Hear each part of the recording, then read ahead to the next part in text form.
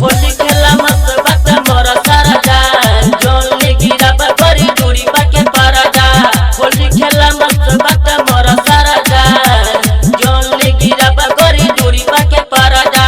बड़ी प्यारा मनरीटा में ये सबिता जहनीटा में ये सबिता जहनीटा में रहंग लगाबे त पपीता में।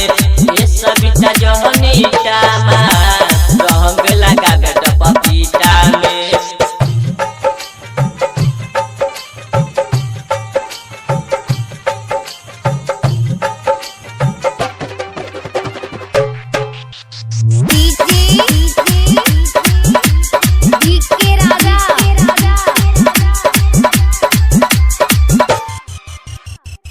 जनी लाज गोरी कर पीछा कारिया के धर के हूँ बोली नहीं तोहर गोरिया।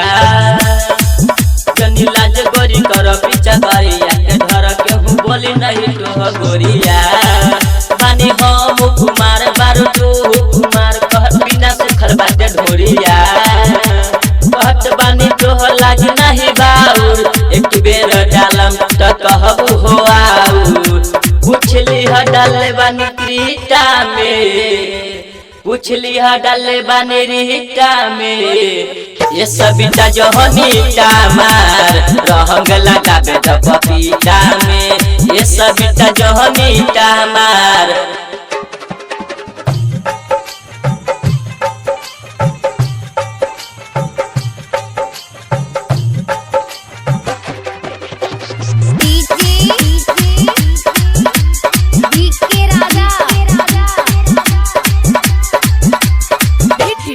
रंग बरुए तैयार बोल गोई नहीं झार नहीं हिले डोल कर रानी हो।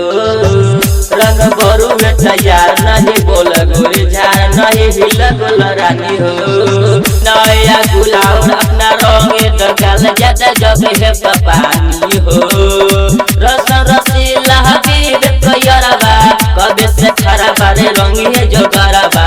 डाले जो रंग भररीटा में डाले रंग भररीटा में। ये सबिता जहनीटा में रहंग लगाबे त पपीता में। ये सबिता जहनीटा में रहंग लगाबे त पपीता में।